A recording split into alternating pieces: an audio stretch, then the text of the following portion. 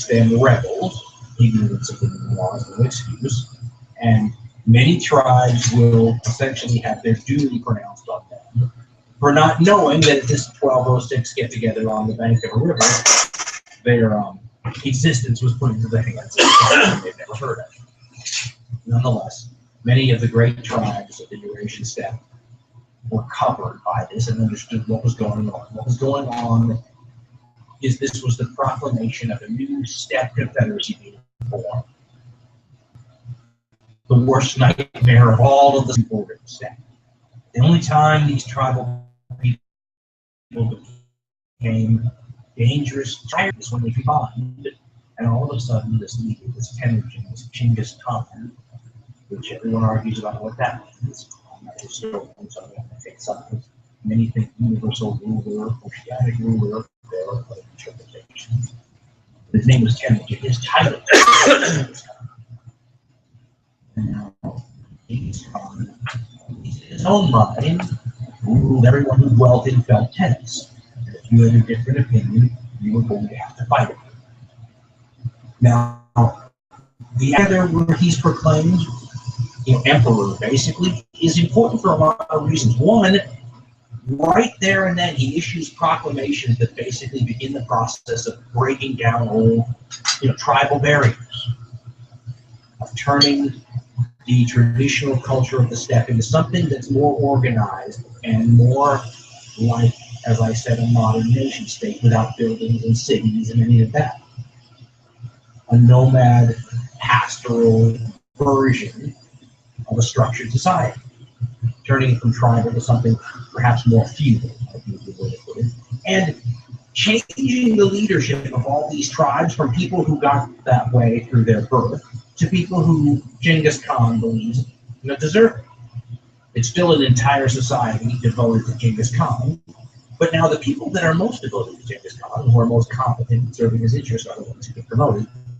Your bloodline doesn't matter anymore. Genghis, by the way, was the descendant of great Mongol nobility once upon a time, that grew up because of the poisoning of his father when he was nearly 9 in circumstances that were anything but royal. Those years of privation, the importance of good people at all levels, and this is one of the things that truthfully sets the man apart. He has an amazing eye for talent. And he spots it, he grabs it, he puts it to his uses. And he doesn't care if it comes from an enemy or if someone just shot his horse out from under him or whatever. He thinks you can help him. He's going to bring you in. The second you make a mistake, the second you screw up, the second you turn against him, you're going to get locked off in 1 second. But Genghis Khan tended to foster amazing loyalty amongst the people that he brought into his circle. It'll trickle down to the very lowest levels of Mongol society too. Whenever cities are sacked, the Mongols will go through the city and find people and question them as to what they can do. Can you read? Can you write? Can you make weapons? What can you do? And anybody who's got to be skilled and be useful to the Mongols, they just grab them. The truth of it is that it was sort of the opposite of what happened when the Khmer Rouge came over. Cambodia was known as the killing fields in their country. They would go in there, and anybody who had reading glasses or seemed to have any education or skills in the modern world was executed because those people were contaminated and they're really wiped out. Mongols had the other attitude. You could be useful to them, and all those skills were useful. You might survive the sacking of the city. Those that didn't get pulled out of the crowd for having useful abilities to the massacre. The reasons the Mongols did better than any other steppe federation was their incorporation of people who had skills above and beyond what your typical nomad had. Now, to give you a feel for Mongol society at this time, we're quoting something from The Secret History of the Mongols. This apparently was a book that was only to be shown to the royal family to give them information about their heritage. Somehow apparently got out because, of course, we have translations of it today. And much of it is a very heroic story about the rise of Genghis Khan. Mongols and sort of their genealogy. That's debatable about how useful that is for a history point of view, but what isn't debatable is how this document, written only a generation after Genghis Khan's life, reflects Mongol culture and values. Gives you an idea of what was important to them and how they thought.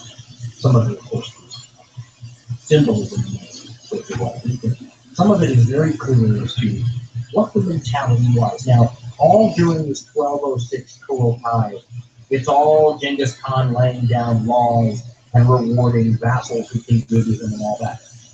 But a few years before this, he's proclaimed Khan of the Mongols. And in the secret history, they sort of run down the oaths that are made to him, like he's a really great Khan. Listen to this and get an idea for the aspect of the Mongols during this time period, and step people as well. Cool. And then they moved the whole camp to the shores of Blue Lake in the Gorelzu Mountains. Altan, Kukar, and Sasha Beki conferred with each other there, and then said to Temujin, "We want you to be Khan. Temujin, if you'll be our Khan, we'll search through the spoils for the beautiful women and virgins, for the great palace tents, for the young virgins and loveliest women, for the finest geldings and mares. We'll gather all these and bring them to you. When we go off to hunt for wild game, we'll go first to drive them together for you to kill. We'll drive the wild animals of the steppe together so that their bellies are touching. We'll drive the wild game of the mountains together so that they stand leg to leg. If we disobey your command during battle, take away our possessions, our children and wives. Leave us behind in the dust, cutting off our heads where we stand and letting them fall to the ground. If we disobey your counsel in peacetime, take away our tents and our goods, our wives and our children. Leave us behind when you move, abandoned in the desert without a protector." Having given their word, having taken this oath, they proclaimed Temujin Khan of the Mongols and gave him the name Genghis Khan. I often reread that passage when thinking about the Mongols to remind myself that no matter how much it's in vogue today to talk about the higher-minded motives of Genghis Khan and his Mongols, if you're reading the stuff they wrote themselves from their own value system during that period, you can't ignore the desire for loot. And by the way, it's not a Mongol thing, it's not a tribal people thing, it's an everybody thing. I mean, first of all, look at any of the Germanic tribes. They're looting until the cows come home, right? But you could just cover it up a little bit with a veneer of civilization, and it doesn't look so much like Alexander the Great, Julius Caesar, and all those people are looting. It doesn't look like Napoleon's looting. He spreads Republican values across the European continent. Sure as heck is. There's a wide stream of goods and people flowing from the conquered territories back to Paris, or from the conquered territories back to Rome, or from the conquered territories back to Pella in Macedonia, or from the conquered territories back to wherever Genghis Khan and the Mongol leadership happens to be capable today. And listen, part of this story that's hard to get around, but is almost completely ignored today by many of these historians that want to portray this some 100% positive thing, is that this is a story that has a lot to do with rape. A lot to do with rape. As a matter of fact, DNA tests have shown that more people in my listening audience right now are probably direct descendants of Genghis Khan, direct descendants, father to son, than of any other person in the world. In history, 1 in 500 Asian males are direct descendants. 50 to 60 million people in the world are direct descendants of Genghis Khan. It's also a pretty good bet that many of you had female ancestors that were not there or real. This mixing of DNA that makes you a direct descendant of Genghis Khan. There's a pretty good chance that that was involved here. You have to be careful when you read something like Secret History of the Mongols, because I don't know if it's the way it's originally written, or the way it's translated, or just a cultural difference in understanding. But the secret history will call people who are obviously rape victims wives. And it looks a heck of a lot more legitimate. It may be more like a harem where they have 50, 70, 100 wives, but at least they're all wives, right? Got to get past that a little bit. For example, there's a wonderful story, that's indicative of this whole thing, that happens to Genghis Khan as he's consolidating his power on steppe. He's busy wiping out a tribe of mostly Turks. The Turks were perhaps the most dominant ethnic steppe nomadic peoples, although their tribe probably had Mongols in it too. A people called the Naimid. And when the Naimid decided to go to war against Genghis Khan, their ruler, Khan, has a mother. And this mother makes a statement that's recorded in the secret history about how the Mongols just stank and how they were filthy. Which, by the way, may have been very true because apparently they had this prohibition against washing clothes. Something started that it would have offended the Mongol god of water. So they would wear these clothes continuously with this water off of them and obviously not wash them. If that's true, well, they probably did so. She said this openly, according to the secret history. She said that the most beautiful and pure Mongol girls, if they would wash their hands, would only be fit to milk their animals. And in the secret history, after Genghis Khan defeats this tribe in battle, kills their Khan, executes their population, according to the secret history, they gathered them all at the foot of the Alpine mountain range, and they disposed of them. This mother of the Khan who made these statements about the Mongols' smell was brought before Genghis Khan. This is how the secret history puts it. Lastly, Genghis Khan commanded that Gerbisu, Taeyang's mother, be brought before him. He spoke to her, saying, "It was you who said the Mongols stink and their clothing is filthy. If we could only make their most beautiful girls wash their hands, they'd only be fit to milk our cows and our sheep. Then why are you here?" And Genghis Khan took her as one of his wives. Now, this kind of meshes with a quotation that was probably not said by Genghis Khan, but that he's famous for saying. That one of the greatest pleasures in by conquering their enemies, speaking with their wives and children, and all those kinds of things. It's a well-known statement that probably was never uttered by the Khan, but that's exactly what that incident recorded in the Mongols' own history of themselves seems to indicate some pleasure, taking revenge. Here's a woman who is the mother of the Khan that Genghis has just killed. He's then wiped out her entire people. She hates Mongols, the smell of them and everything, and now he's making her his wife. That's torturous, and it's certainly rape. So when the Mongol historical records talk about wives, realize that that's not always a voluntary relationship.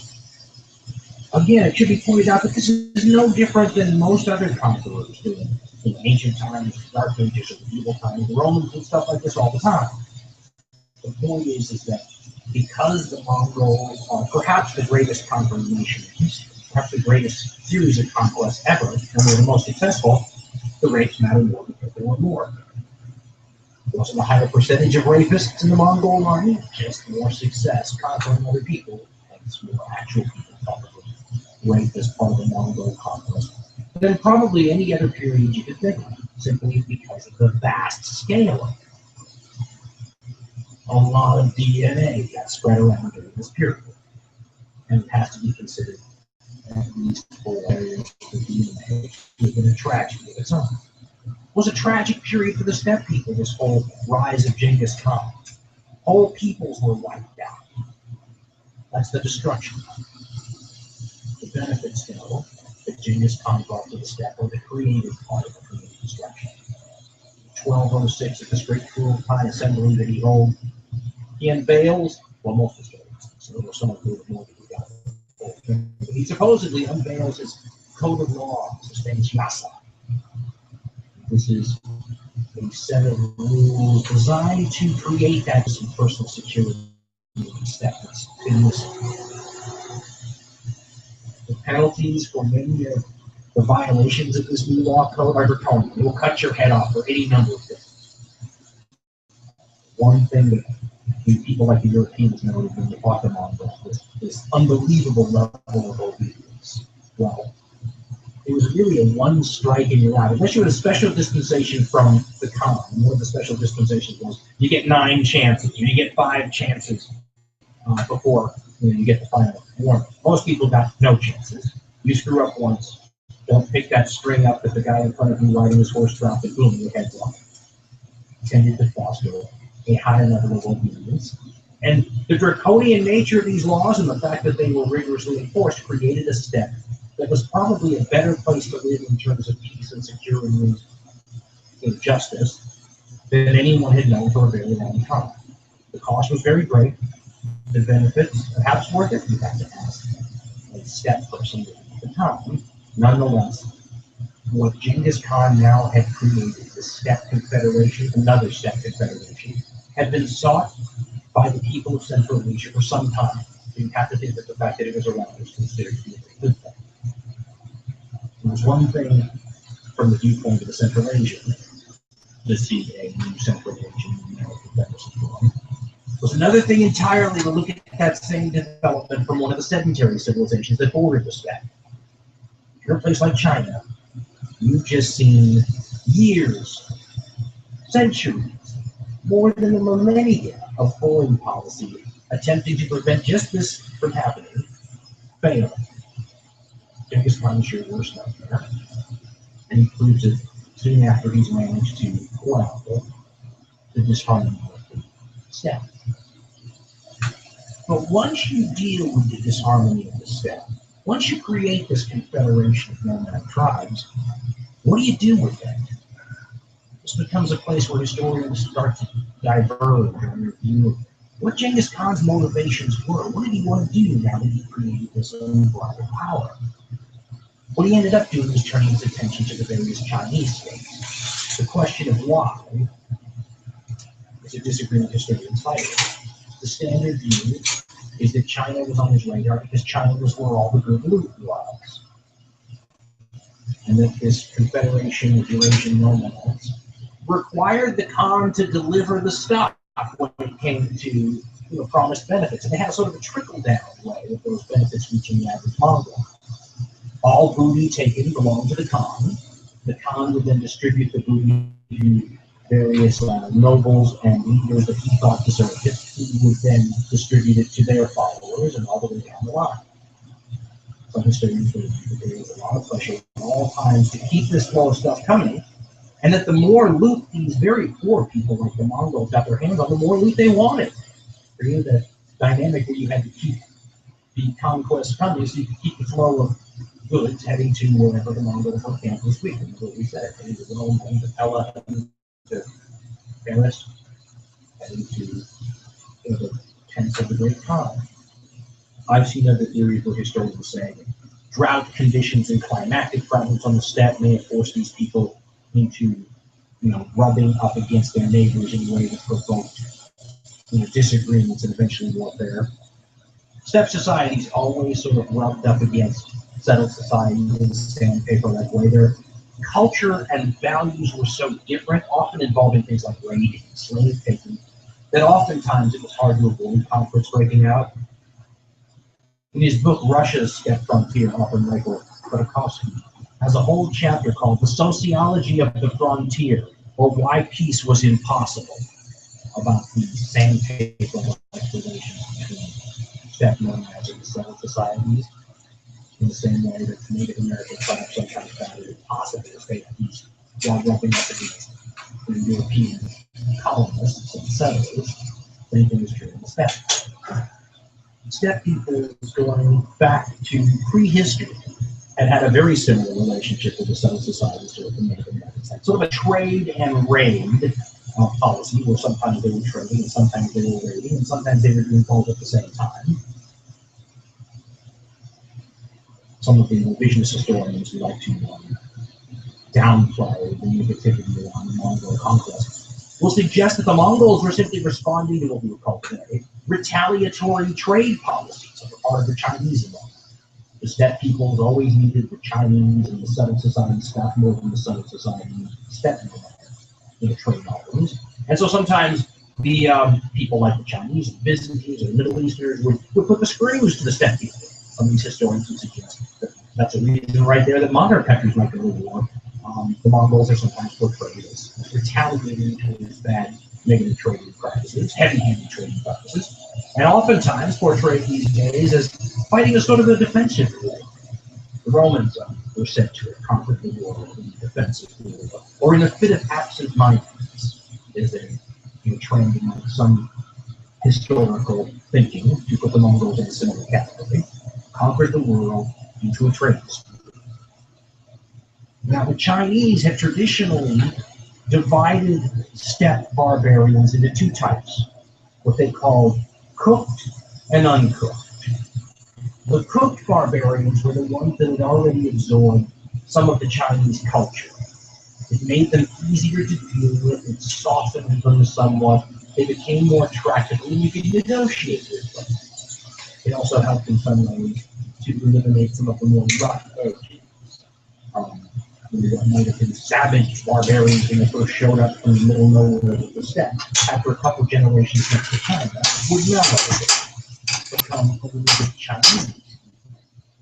The uncooked barbarians were the ones who were farther into the interior, who had less direct contact with the Chinese states, and who were considered to be more barbaric and more dangerous. The whole goal was, when one of those new societies appeared, was to cook them as soon as you could. When the Mongols formed this confederation, you get an entire steppe society led by a group of, in Chinese terms, uncooked barbarians.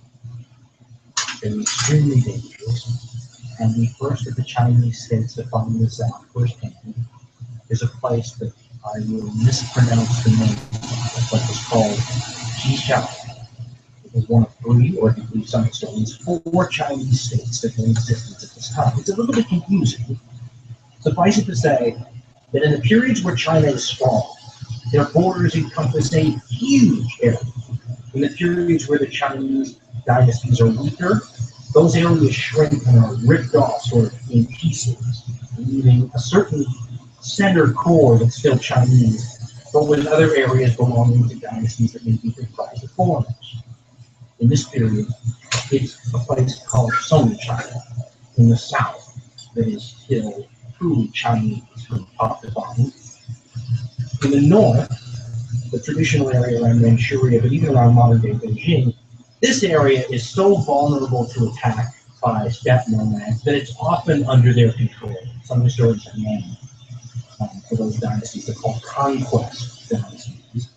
And things like the Great Wall, which is so famous, are put up in these areas because this is a completely vulnerable spot of China, and many times have fallen into foreign domination.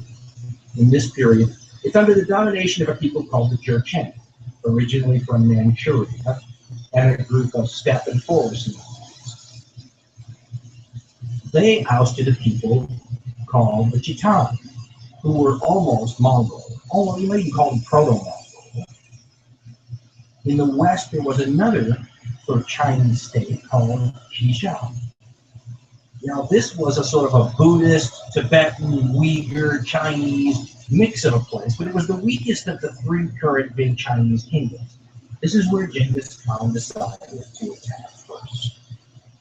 For the first time in his life, Genghis Khan is now going to command his army against a very different kind of force, one of the armies of these seven societies. He's been fighting for decades, and he's been fighting against other pastoral nomads of the steppe, who fight with troops very similar, with tactics very similar to his own. Genghis Khan's Mongol army is not some brand new thing in the scene, no matter how much we notice anything history might pretend that it is. It was maybe one generation better than the Khitan army, which was one generation better than the army that came before it. I mean, it was part of the normal evolution of steppe military tactics. You kind of cheapen the real thing that made the Mongols so effective if you blame it all on having a superior army. The main thing that made the Mongols so great militarily was leadership. And it starts off with Genghis Khan, who was probably the greatest military strategist who ever lived. Remember, tactics are battlefield. Strategy is what happens on the larger level, while you're maneuvering to get to the battlefield. To be a great strategist, like Genghis Khan was, and to have a nomadic steppe army, as the Mongols were, at your disposal, is to put the perfect weapon into the hands, the man who knows how to use it. He's like a great swordsman, and of all the weapons you could hand him, you hand him the sword. The Mongol army was probably the most strategically mobile army until the invention of the internal combustion engine. Nothing moved like a step. The Mongols were the best that they took the field. First of all, they didn't have a supply train most of the time. Every now and then they would. But most of the time, especially in this period when Genghis Khan is leading them, the Mongols have no slow train of wagons and civilians and support, elements to slow them down. The entire army is mounted and it moves at the speed of a horse. Each Mongol soldier is self-sufficient. Now, oftentimes the army would drive herding animals with it. They just have usually Mongol boys too young for battle in control of the flocks of sheep and other animals that kept the army fed. But even if the army didn't have these animals trailing along with it at full speed, they didn't need it. The Mongol society built around the horse, as it was, meant that these horses that the Mongols were riding carried everything they needed to live. Now, the Mongols didn't just have one. Each cavalryman had at least 3 remounts. You have to imagine when this army goes on campaign, it picks up a lot of dust. This is a big army where animals outnumber people, 5, 6, 7 to 1. But you could live off those animals because they were the same animals the Mongols often lived off of when they were at their encampments. First of all, the horses were all female and you could milk them. Mare's milk was a staple of the Mongol diet. They even create their famous alcoholic beverage out of it. They also had no problem at all borrowing a little blood from the horses as needed. And this is an age-old step back. To put a little slice in the horse's neck, put a cup underneath the stream of blood that comes out, mix that with milk or water, and drink it on down, and you're good to go. These Mongol armies could move so quickly that these settled societies couldn't do it. They would appear out of nowhere. As a matter of fact, a lot of historians believe that the reason that chroniclers in the settled societies always thought these Mongol armies were huge is because they would see them everywhere and never think that they could be the same elements being seen over and over and over again, just moving really fast from one place to another. They assumed it was another unit entirely. I had a teacher once that said the role of a good strategist is to win the battle before your army even arrives on the battlefield with your superior maneuvering and whatnot. The Mongol army was built from maneuvering, and Genghis Khan was the greatest strategist, in my opinion, who ever lived. That's a marriage maybe happened, or you happen to be one of these Chinese states, or pairing maybe hell. One other aspect of Genghis Khan's leadership needs to be mentioned as well. His ability to spot other great leaders and to incorporate them into his forces. And we touched on this a little earlier. No matter how great of a leader Genghis Khan was, he's one man at the top of the pyramid. The Mongol army is so well led at every level because Genghis Khan makes it a point to grab any gifted people he sees and impress them into his forces. He would find enemies. One guy, who turned out to be one of his greatest generals of all time, was actually a person who supposedly shot his horse out, the Khan's horse out from under him. And when he was brought to the Khan, he admitted it, which the secret history says Genghis Khan said most people wouldn't admit to that. Guy turns out to be a gifted general, boom, Genghis Khan puts in command of some of his forces. This was the great Jebi, known as the arrow, just because of that incident with the horse. Another one of Genghis Khan's generals, a guy named Subadai. Jebi and Subadai probably both belong on the top 10 greatest generals of all time list themselves. So imagine if you yourself belong on that list of Genghis Khan, and now 2, maybe 3 of his underlings belong on the list too. That's an amazingly well-led army. And all through the ranks, Genghis Khan was promoting people based on their ability to lead only. This was a departure from normal practice on the steppes where one's relationships and alliances and family and all that sort of stuff determine, you're moving up through the ranks. One can think of a system like the British system in the 1700s and 1800s where, you could buy command. You would move up because of the importance of your parents or your family or whatnot. That was normal practice among steppe tribes too. Genghis Khan turned this into a system of merit. And the benefits were all through the army's leadership. I mean, at the equivalent of centurions and sergeants down at the very low level. He was training the next group of great commanders with his Imperial Guard And his generals were some of the best who've ever lived. And there are parallels again. I'm sorry to bring up Alexander so often, but these world conquerors sometimes have some intriguing similarities. Alexander the Great was maybe the greatest tactical general of all time.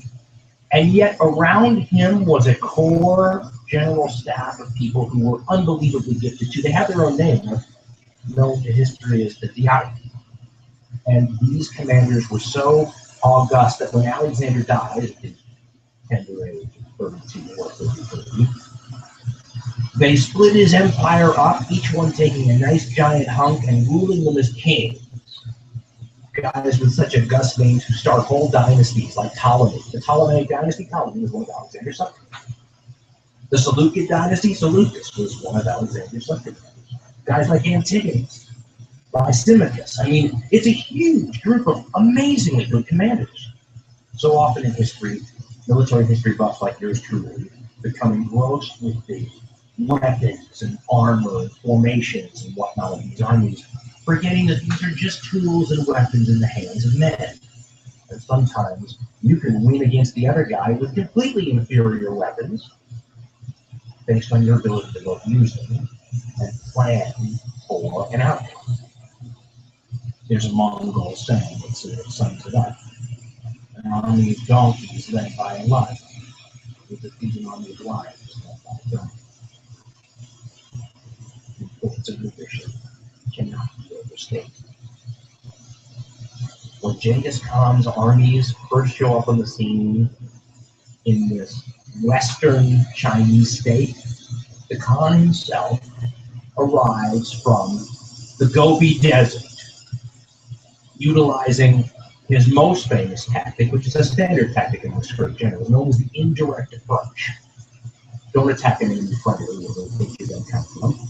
Go to great lengths to come from a direction he's not expecting. In this case, the Western Chinese state run by people called the Tanguists, Xia, thought that the Gobi Desert could not be crossed by an army of human beings. They would die and leave their skeletons somewhere in the vast wasteland. Genghis Khan not only gets through the Gobi Desert with his army just fine, but arrives from a direction unexpected against this Chinese state, ready to fight. And the Khan's arrival from, the Gobi Desert area was a sign of how serious this was going to be for this Western Chinese state. They had dealt with Mongols before. In fact, the Mongols had raided into their territory in 1205 and 1207. In 1209, the Mongols were coming not as raiders to steal meat, they were coming down to conquer. And this was different. This was an existential threat.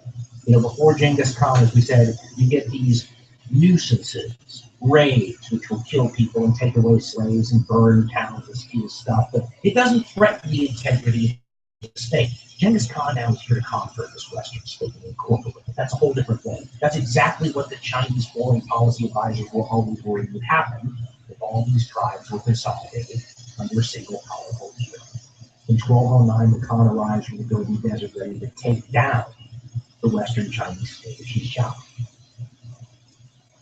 Some battles are fought between different kinds of armies, and now the Mongols have to deal with disciplined Chinese infantry and infantry blocks, and it's a whole different kind of situation. Now, it's no problem on the tactical battlefield.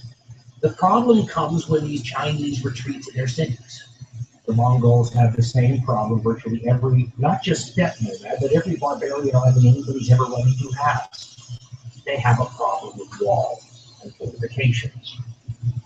These Chinese cities are all protected by defenses, and the Mongols really have very little ability to conduct sieges. They will actually just storm some of these cities, losing lots more people than they're used to in the process. This war in Western China becomes a testing ground for the Mongols. They get a chance to see on a much smaller scale what it's going to be like if you decide to take on the other two big Chinese states, because this is a smaller version of the same thing. The Mongols try their hand at siege warfare and fail miserably. What they do is they take lots of prisoners from these territories and begin to do something that they will use throughout their conquest. They take the civilian population and they make them into cannon fodder. In this case, they have this very dangerous idea to dam up the Yellow River and then unleash the water onto one of these cities. They're besieging. They don't have siege weapons, but they can use the river. They don't want to conduct this dam building themselves because it's extraordinarily dangerous, so they make all these civilians that they captured do it, and halfway through the process, the dam bursts. Now, it has a good and bad effect. The bad effect is that the Mongols get flooded while they're conducting the siege. And the water is up to their horses' shoulders or something, and they can hardly conduct operations anymore. The upside is that it tells the people in Western China that this is eventually a losing battle, and you should give up now while you still can. A deal is reached where the state gets to continue to exist, because Western Chinese state doesn't go away, but they give the Mongols incredible amounts of stuff. But perhaps more importantly, in terms of the strategic vision of things, Genghis Khan had solidified one of his flanks by reducing this Western Chinese state to a form of vassalship. He eliminated the chance for it to stab him in the back if he took his armies elsewhere, and it looked like he had a plan to do just that. In the year 1210, he calls a conference of all his commanders, brings them back to Mongolia, tells everyone that they have to attend or else. Says, quote, "One who remains in his own locality instead of coming to me to receive my instructions will have the fate of a stone dropped in water. He will simply disappear." At this meeting, the great Khan tells them they need to study things like siegecraft, and they need to build scaling ladders. They need to, each of them have their own little contingent of troops whose job it is to besiege walls. Why would you want to do that? Well, because the great plum of money, gold, everything you could ever want in the world was sitting right over nearby, an area that was so ripe for conquest that it had already been conquered over and over again by armies similar to his own. Northern China, more known as the Jin Dynasty, whose leader was called the Golden Khan. Now, he was called the Golden Khan rather than the Golden Emperor because he really was a Khan, playing the part of an emperor now. A couple generations ago, these had been Jurchen tribesmen who operated similar to Mongols north of China, in the Manchurian area. They came down a generation or so ago and defeated another steppe people who were even more like the Mongols than the Jurchen were, people called the Chitans. Now, Jurchen, Khitan, and the native Chinese were all living precariously together in this northern Chinese state, the Jin Dynasty. Genghis had been receiving information and intelligence for years telling him that the Jin were ripe for the taking, that they had degenerated, that their leadership had gone Chinese, gone native, which is what always seemed to happen to these steppe people. They would take over a settled society, and in a generation or two, as we said earlier, they were no longer producing horse archers, and they had turned into, well, in this case, they call it singer-songers, steppe nomads. That didn't mean, though, that Jin Dynasty China wasn't extremely formidable. The Jin had just defeated the Song in the conflict, the Song of the Southern Chinese, basically proving that they're the top of these Chinese states in terms of power. Modern historians estimate that the Jin could put an army of 600,000 men in the field, 120,000 of which are thought to be horse archers. That's more horse archers in the Jin army than the entire size of the entire Mongol army at this point. The Jin had more than 50 million people in its territories and unlimited resources. If any of those 600,000 soldiers died, the Jin could replace them easily. Tons of money, tons of history and literacy and learning, and mercantilism, craftsmen, and everything else. They were very intimidating because of the resources that they could bring to bear. The Mongols, though, were no slouches in the intimidation field either. Now, they couldn't bring all these resources to bear. They weren't scary because of that. They were scary because they were scary. whether this was a deliberate attempt, as some historians think, by Genghis Khan to create a ferocious sort of reputation so that you intimidated others into bowing before you and giving up without even fighting, and it worked in many cases. Many cities are thought to have surrendered, perhaps whole peoples are thought to have surrendered simply based on the Mongols' hideous reputation. Their reputation not only, for example, the ancient Syrians, who historians also think may have done this deliberately as a way to sort of gain a psychological edge on their opponents. But when the Mongols were fighting in Western China, it quickly became apparent that if you didn't surrender to the Mongols right away, sometimes even if you did, they were going to kill every man and woman and child in the city that didn't surrender. And they did it in an interesting way. Chroniclers from opponents of the Mongols would suggest that the Mongols tortured people, but historians don't think the Mongols did torture people. They think that they were absolutely clinical about the way that they killed people. If you recall the secret history of the Mongols, talking about them disposing of the exact words of the Nine. And the Nine continue to exist in history, so it's interesting. Maybe it's just certain tribes of them. But basically, the Mongols had worked out an almost mechanized way to execute large populations of people.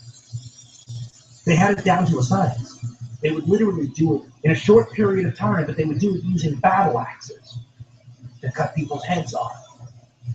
And here's how the system worked, according to a renowned Mongol scholar, Genghis Khan. Genghis was adept at psychological warfare of the most horrific kind. He deliberately set out to create a reputation for ferocious terror, in the expectation, often realized, of frightening whole nations into surrendering without resistance. There is something indescribably revolting in the cold savagery with which the Mongols carried out their massacres. The inhabitants of a doomed town were obliged to assemble on a plain outside the walls, and each Mongol trooper, armed with a battle axe, was told to kill so many people, 10, 20, or 50. As proof that orders had been properly obeyed, the killers were sometimes required to cut off an ear from each victim, collect the ears in sacks, and bring them to their officers to be counted.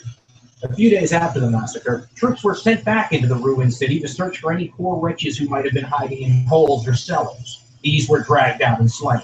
Some modern critics have suggested several reasons for this bloody policy: that the nomads feared and hated walled cities, and on taking possession of them were seized with a kind of frenzy of destruction, or that the killings were intended to prevent revolt in the rear as the Mongol army passed on, or that Genghis and his successors, being convinced of their divine mission to conquer the world, treated resistance as an unforgivable crime against God and the Khan.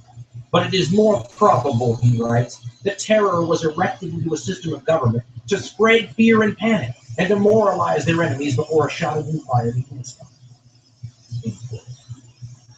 So the Jin were intimidating because of their numbers and size and resources. The Mongols were intimidating because they were badasses, and they deliberately spread word of this to potential friends and foes alike. Now, it should be pointed out in their defense that the Mongols really weren't any tougher on anybody that they ran into, captured, fought, than they were on their own people.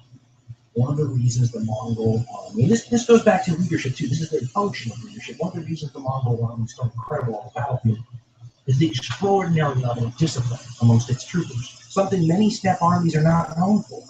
This discipline was enforced with absolutely draconian sanctions. The first information about how rigorous the Mongol discipline on the battlefield happened to be comes from something that might best be described as a European spy mission on the Mongols. A guy named John or Giovanni of Plano Carpini is sent by the Pope east to sort of go find the headquarters of these Mongols. He has no idea what this is. He's just going to go and sort of, ask people along the way who get information to send them to the next following.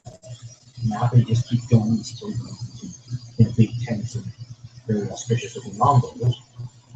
But in the 1240s, which is a generation after Genghis Khan, the Pope sends this guy to the Mongol Khan as an envoy. And he's supposedly, secretly supposed to spy on Mongol military capabilities and whatnot. Because by this time, the Mongols had already come and dealt with some Europeans in a militarily significant way. So they weren't totally unknown, but no one had ever, gone and seen them. There's always been the around. So John of Plano Carpini writes this piece for the Pope that has since made it into history. It's either the first or one of the first accounts ever given by a European about what it's like, on the steppe with the Mongols. He talks about what the sanctions are for screwing up in the Mongol army. Is what he says. And he had just finished talking about Mongol organization, by the way, which is decimate, which is how all the steppe, and most of the steppe work. Sometimes the Mongols get credited for being more bigger than others. 10 troopers were 100 troopers were 1,000 troopers were 1,000. So John just tells you that, and he follows it with this. Cool. When they are in battle, if 1 or 2 or 3 or even more out of a group of 10 run away, all are put to death. And if a whole group of 10 flees, the rest of the group of 100 are all put to death if they do not flee too. In a word, unless they retreat in a body, all who take flight are put to death. Likewise, if 1 or 2 or more go forward boldly to the fight, then the rest of the 10 are put to death if they do not follow. And if 1 or more of the 10 are captured, their companions are put to death if they do not rescue them. Now, as I said, this is a function of leadership here. These are the leaders making sure that the troops are held accountable, that they are praised and promoted when they do well. That's that system of merit, the common values. But also that screw-ups are absolutely not permitted. The real possibility of leaving a Mongol trooper and getting your head cut off not only kept your mind on the work, but also made sure that boldness was rewarded and supported on the battlefield, and acting, on your own initiative and not supporting, your fellow unit members, that was punishable by death. And not just death for you, death for everybody. You'll get the whole unit killed if you screw up. That's a level of control and discipline that almost no other army during this time period possessed, and it provided an enormous advantage out of that. The story about things coming to a head between the Mongols and Jin China supposedly happened when a new emperor comes to the throne in northern China, and his envoy goes to Genghis Khan to get him to kowtow before the new emperor. Now that Genghis Khan is dealing with a supremely, maybe the most literate society in the world, you can see his name in Chinese records. In this case, this pulls from records written later, but people who certainly would have had access to contemporary accounts. And they describe these that touches off his conflict this way. Quote, the Jin Emperor sent the Prince of Wei, Yongji, to receive the tribute at Jingzhou. The Emperor, in Genghis Khan, received the prince but declined to offer the full ritual ceremony of greeting. Thereupon, Yongji returned to the court and sought troops in order to attack Genghis Khan. The Emperor Zhaozong died at this time and was succeeded as Jin Emperor by Yongji, who sent news of his accession to Genghis Khan by hand of an ambassador, to whom Genghis should have kowtowed on accepting the message. When Genghis learned the identity of the new Jin Emperor, he made offensive remarks about it, faced the south, spat, mounted his horse, and rode off to the north. End quote.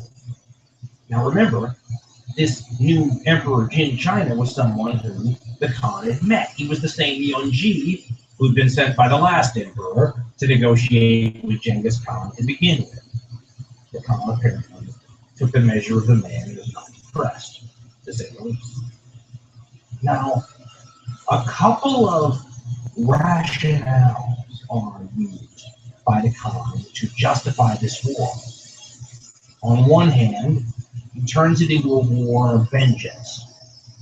As the Mongols, the past humiliations by these Jurchen on their people were inexcusable, cites a couple of relatives of his father and grandfather that they were kind of indirectly responsible for having killed, and says that it's time to avenge their blood.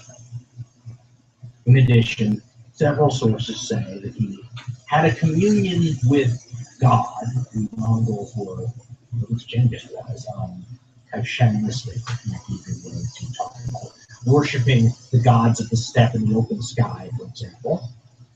Some of them were Christian and Nestorian Christians, some were Buddhist, but the great Khan either went to a mountaintop, according to one source, or into a tent and stayed for 4 days, explaining, to the god or gods He wasn't at fault for this. He didn't ask for it. It just was brought on him. And then after 4 days, one of the sources say, he emerges from his tent and tells his people, quote, "Heaven has promised me victory. Now we must prepare ourselves to take vengeance on the Altan Khan." So as far as Genghis Khan's motivations for doing what he's doing, you can take your pick. Maybe it really was vengeance, as he suggested in 1 or 2 cases. You shouldn't underestimate the blood-feud aspect that was common in tribal cultures. The Mongols are far from the only people who felt that way, so that might have been more important than a lot of people in a different culture suspect. It might have been religious in nature. And later on in the Mongol history, based on Genghis Khan's views, it's going to get very religious. Heaven's going to promise the Mongols world conquest. Maybe it starts now. Maybe the emergence from this tent or coming down off the mountain, Moses-like, is the beginning of this divine mission where God says, go conquer the world, and Genghis says, I'm just going to conquer the world. It could be for the obvious reason. Loot, booty, stuff, money, slaves. These have been motivations for steppe peoples for time immemorial. Why should it be any different now? In fact, some historians suggest this confederation, this newly formed confederation of Genghis Khan, would break up if they weren't continually reinforced with stuff.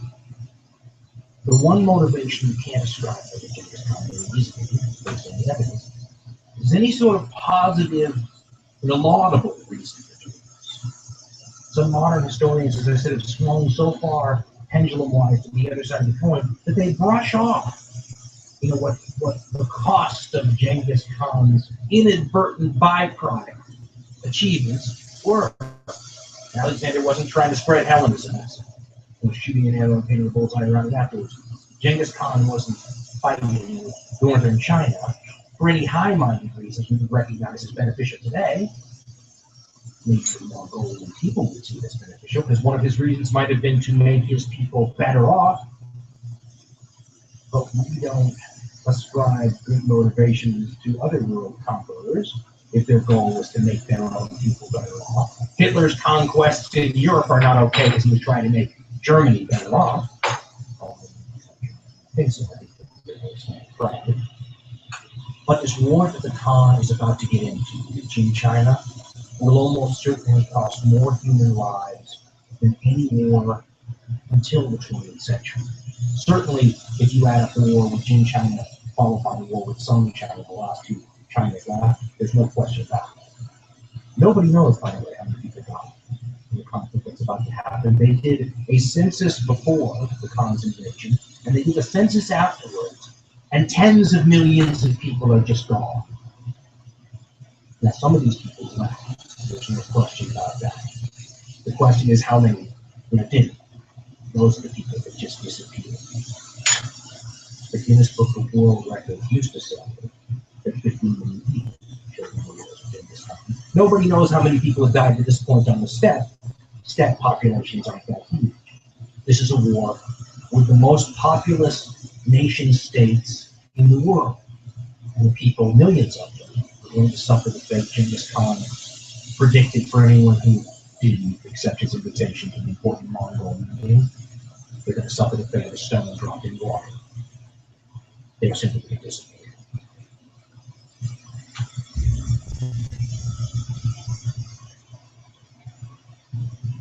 Audible is the internet's leading provider of spoken audio entertainment. Now, you know what that means, right? It's everything from audiobooks to spoken word magazine articles to clips from old radio programs, interviews, and speeches.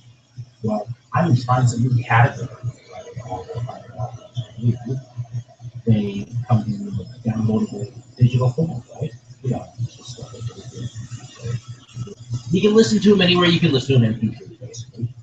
More than 100,000 titles to choose from. So every genre you can think of, Audible's got that covered.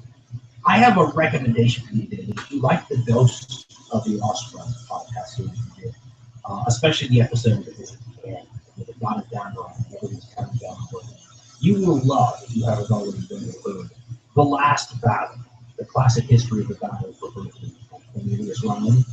Now, it really is the classic history, at least here in the West, of the Battle of Berlin. because it would be hard to improve upon it, at least in my opinion. Brian has the ability in this book to capture the mood, and the mood is like an execution by guillotine happening to the city of Berlin, but the blade is falling in slow motion, and it captures this sort of tension, and you find yourself tense in reading the book, which is exactly how you should feel if you are having to attention to the book. I should also add that the audiobook version, I consider to be actually better than the book, because the narrator, a guy named Simon Vance, is wonderful. And he captures that same sort of mood that the author does, and together they sort of amplify. It's a really well done version of the book. Go download a copy of The Last Battle, the classic history of the battle for Britain. If you like that sort of stuff, but of course if you're listening to hardcore history, I can only assume that you do. Go to audiblepodcast.com/hardcore history for your free audiobook there.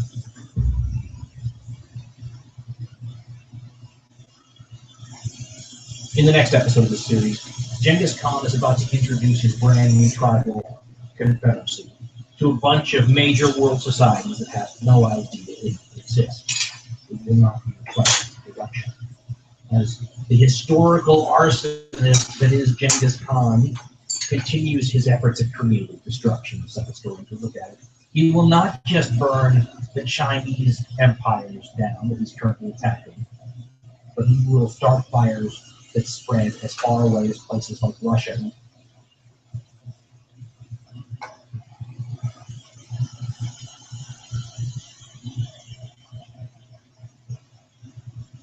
Today's show is brought to you by Audible. Please visit audiblepodcast.com/hardcore history for your free audiobook download. What you're about to hear is part 2 of a multi-part podcast on the Mongol conquest in the Middle Ages. If you're one of those people that don't mind starting a story in the middle of it, well, please, by all means, stick around. If you're someone who likes to get all of the background and catch up to what we're talking about before the story begins, you might want to check out part 1 of this podcast series before we do. But now, without further ado, part 2 of The Wrath of the Khan. December 7th, 1941, a date which will live in infamy. It's history. One small step for man, one giant leap for mankind. The events.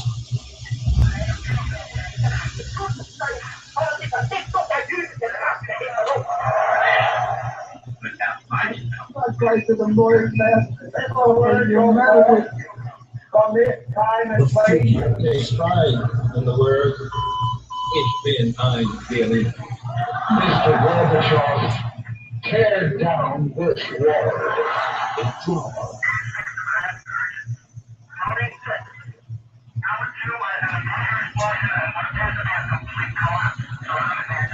I welcome this kind of examination because people have got to know whether or not their The president deep questions. Well, I'm not a crook. As we dig deep in our history and our doctrine, and remember that we are not descended from fearful men.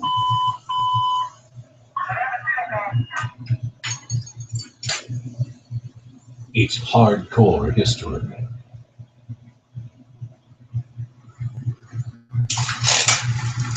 Around the year 1215, the up-and-coming ruler of a giant chunk of the Islamic world, the Shah, a place known as Persia, sent some spies to China. The Shah's name was Muhammad. He was entertaining the idea of maybe invading China, a place that he knew little about, other than from rumors and things he learned from trade missions. The emissaries, or the spy mission, was led by one Maha al-Din. Sometime between 1215 and 1220, the spy mission arrived in a city known as Zhengdu, modern-day Beijing. By the time the mission had fallen, they figured out that something was terribly wrong. On the way, they had encountered what they thought was a snow-covered mountain when they saw it in the distance. As they got closer, it turned out to be an absolutely massive pile of bones. Then the road on the way to Zhongdu became unstable, the ground marshy, saturated with grease, the result of decaying human bodies of such incredible numbers that the road had to be abandoned and detoured around. The stench was so horrible, the Persian chronicler John writes. Several of the mission became ill and some actually died. By the time the mission reached this former capital of northern China, they found the place devastating. And tales of 60,000 virgins who had supposedly jumped off the walls to escape capture by another people, the Shah of Khwarizm, knew virtually nothing about. A people that must have been unbelievably powerful, because the city of Zhongdu and the ruins of this place that was going to become Beijing must have overwhelmed Baha al-Din all by itself. Zhongdu had a population of 1 million people, a giant metropolis by the standards of the time. It had walls of stamped clay that were 40 feet high, with 900 battle towers around, 13 gates, subterranean chambers that led to 4 fortified cities, each with about 5,000 soldiers, and Zhongdu had at least 20,000 men in its own garrison. The city had been devastated, the people wiped out, and Baha al-Din had to report back to his master that not only were the Chinese this amazing, magnificent civilization of immense power and sophistication, but that apparently there was some group of people out there with the power to destroy that. This was the Muslim world's first real encounter with Genghis Khan and his Mongols. They would not have long to wait for the next. But before Muhammad's Khwarizmis would feel the wrath of the times, it was the turn of the northern Jin dynasty Chinese. The war that will lead to Zhongdu becoming the charnel house that supposedly Baha al-Din witnessed is still a few years in the future when we pick up the story. The war itself won't be launched until 1211. Zhongdu falls in 1215. Between that time, the world receives one of the great shocks in all military history, when the people hitherto scorned by perhaps the greatest state in the Middle Ages, this Jin China, attacking with a paltry force when you consider the magnitude of the task at hand, decides to launch its war against the most populous state in the world. In May 1211, Genghis sets out for Jin China with an estimated 100,000 horsemen. This is considered to be, at the time, the maximum amount he could put into the field. And of course, they weren't all Mongols. It should always be remembered that the Mongol Confederation, like every other major steppe confederation, had a people at the tip of the pyramid, in this case the ethnic Mongols, ruling over and allied with the rest of the base of the pyramid, which included lots of other steppe tribes of various ethnicities. Many of them, maybe the majority of them, Turkish. This 100,000 horsemen showed up outside China's outer defenses by June 1211. These outer defenses were fabulous, sophisticated walls and channels and moats with battlements and towers. Now, it wasn't the famed Great Wall of China, the great tourist attraction that attracts so many people to China now. Historians used to believe that the Great Wall existed back in these times. The most recent belief is that the Great Wall didn't, that it's a later invention of the Ming Dynasty, but certainly the Chinese had, for centuries even before this, massive walled structures and fortifications designed both to keep the nomad, force peoples out, but also to force them to go through certain predictable areas. The main danger you have with all these nomadic force armies is their mobility. If you could control where they went, you'd know where to put your armies. You could channel the attacks through certain passes in mountain ranges or down certain roads or valleys. You'd know where to station your, formidable defense armies. The problem that the Jin had was that they were internally weak. On paper, Genghis Khan's attack against the so-called Golden King, Golden Khan, Golden Emperor, it's called all three names, looks like a fool's errand. The Jin have more troops by far, more people by far, more resources by far, better defenses by far. Genghis Khan has no chance at all on paper. But wars are not fought on paper. And often, when military strategists sum up situations, they focus on sexy things like numbers, and weaponry, and fortifications, at the expense of the less sexy things that sometimes are the true determiners of who turns out to be the victor and the vanquish.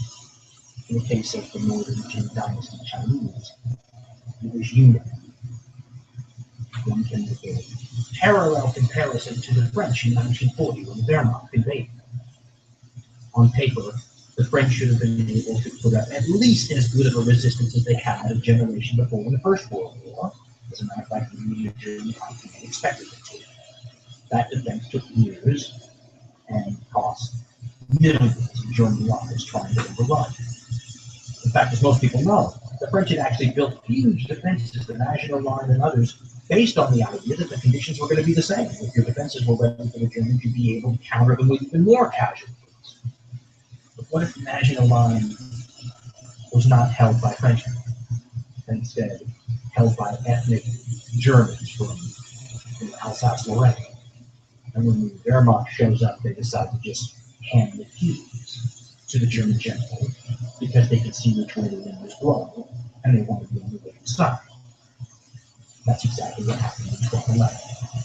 The outer ring of the Jin defenses was held by other nomadic horse peoples, and they didn't want to have anything to do with going up against Genghis Khan, who seemed to have, heaven's blessing, because those people were very well aware of the internal divisions inside Jin China. You see, the Jin were ruled by people called the Jurchen. The Jurchen were not Chinese.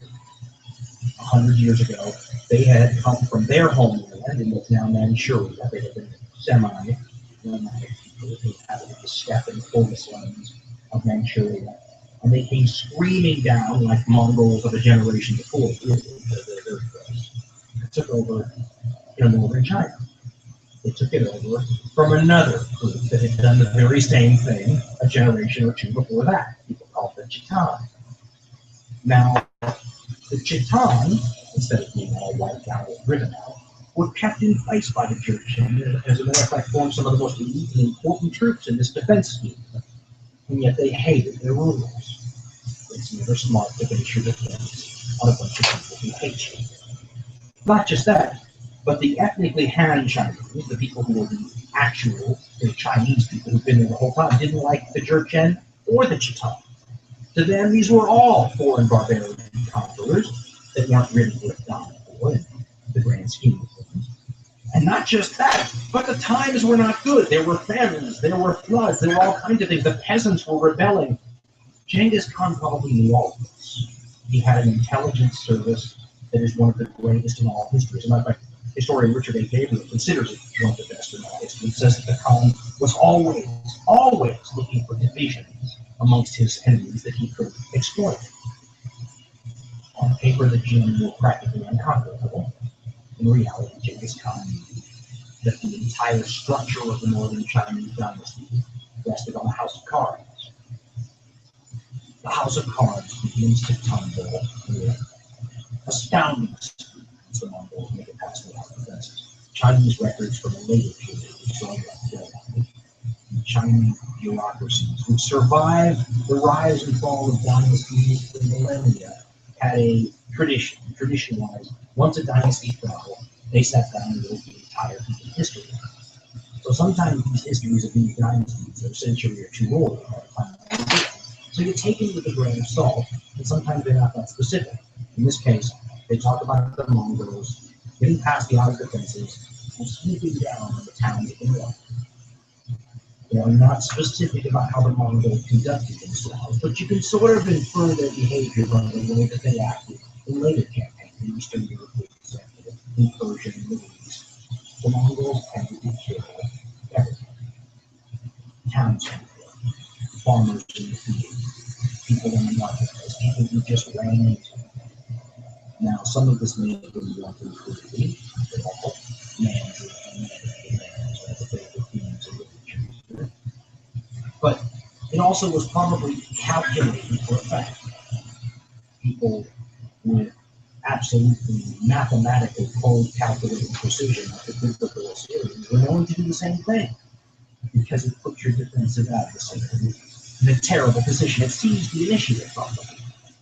The Jin Emperor would love to just be concentrating on his defenses, getting his troops in the right places, fortifying them and all that. Instead, he's getting these frantic calls from his northern territories, from the civilians and the governors of these towns saying, "Come and help us, where are you? We don't see our armies anywhere, but the Mongols are raping, burning, looting. Who's going to save us?" The temptation, of course, is to simply ignore those sorts of things, except if they do that, these people are liable to surrender. Instead of locking the doors to these fortified cities and putting up a good fight and taking maybe a bunch of Mongols with them, the Mongols, like many peoples, had a policy. You surrender and you live. Sometimes you put up a fight and you're going to kill everyone in the city. All of a sudden, the Jin emperors and generals think very strongly about abandoning whatever their defensive plans were and going and rescuing all these people that are being killed who are peaceful. The divisions within the Jin dynasty surface immediately once again. One of these towns in the north, a place called Wanling, is surrendered completely. The governor of the town switching sides, joining the Mongols, and giving a plum command to command a Mongol legend for a long time after this period. The Jin were kept the rest of the land.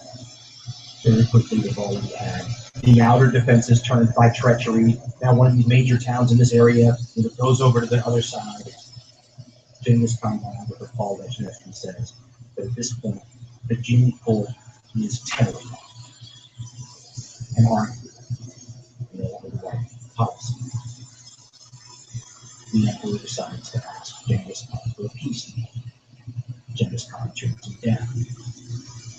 So the emperor sends a general to consolidate the defenses up in the north. This general gets the bright idea to send a negotiator that personally knows Genghis Khan to maybe a little personal touch will make all the difference. Unfortunately, the negotiator happens to be a Chiton, and as we said, they're not too pleased anyway with the church general worship. He goes to Genghis Khan and promptly defects as well, bringing all sorts of military information with him. Next, Jebe, one of the great generals of Genghis Khan, is dealing with his own problem in one of these strategic passes that the Chinese are fortifying and are holding with their most elite troop, the Jurchen and Chitan cavalry. Now, there are two stories on how this went. One is that you had another act of treachery, and the whole defensive arrangement was simply turned when the commander went over to the Mongols. It seemed to be happening on the right. The other story is that Jebe, uses the age-old step trick of pretending to flee, drawing out the defenders who think that they've just won a victory and need to pursue and kill all the Mongols right along the way. And once they get into their prepared defensive positions, they're surprised by Mongols who are waiting for them in ambush and destroy the whole thing. It doesn't matter which of those two stories are true.